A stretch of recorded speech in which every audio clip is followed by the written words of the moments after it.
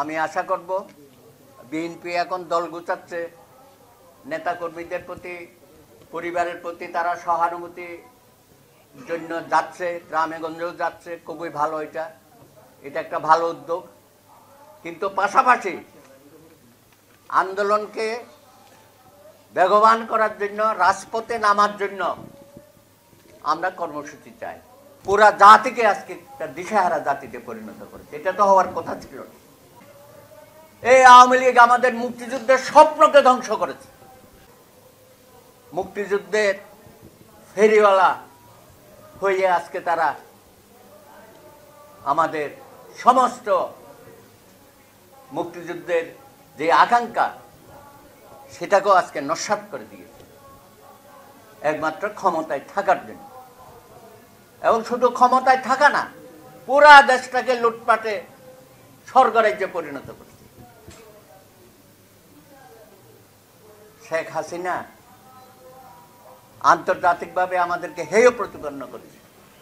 একটা বীরের জাতি, আমরা যে বিশ্বে মাথা উঁচু করে কথা বলতে পারি, দাঁড়াতে পারি, সেই কোমরটাও আমাদের ভেঙে দিয়েছে। আমাদের পুরা জাতিকে আজকে মেরুদণ্ডহীন করে দিচ্ছে। প্রতিটা ক্ষেত্রে, আপনি শিক্ষা ক্ষেত্রে দেখেন, একটা অরাজক পরিস্থিতি সৃষ্টি করেছে।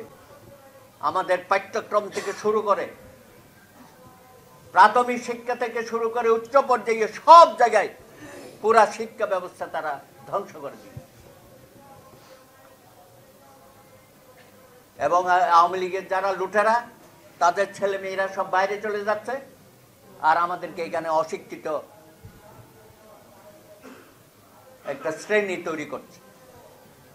জিবিএ পাসের নামে আমাদের ছেলেদের মেধা নষ্ট করে দিয়েছে।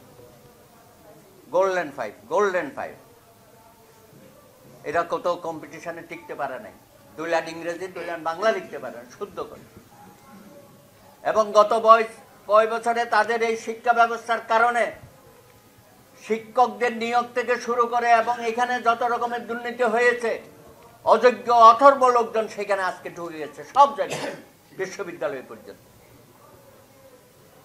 এবং যে সমস্ত ভিসি নিয়োগ হয় আপনারা দেখেছেন কোন পর্যায়ে, এরা সব আওয়ামী লীগের সাব কমিটিতে আছে, উপকমিটিতে আছে, এবং এটাই হচ্ছে তাদের পরিচয়। এবং শুধু তাই না, উচ্চ আদালতে যে বিচারপতি নিয়োগ হয় সেখানে কোয়ালিফিকেশন লাগে না, কে কয়টা ডিগ্রি পেল, কয়টা ফার্স্ট ক্লাস পেল, কয়টা স্টার মার্ক পেল। ব্যারিস্টার সাহেব, আপনি জানেন এগুলো। সেখানে তারা লেখে কোন উপকমিটি, কোন সাব কমিটির সদস্য।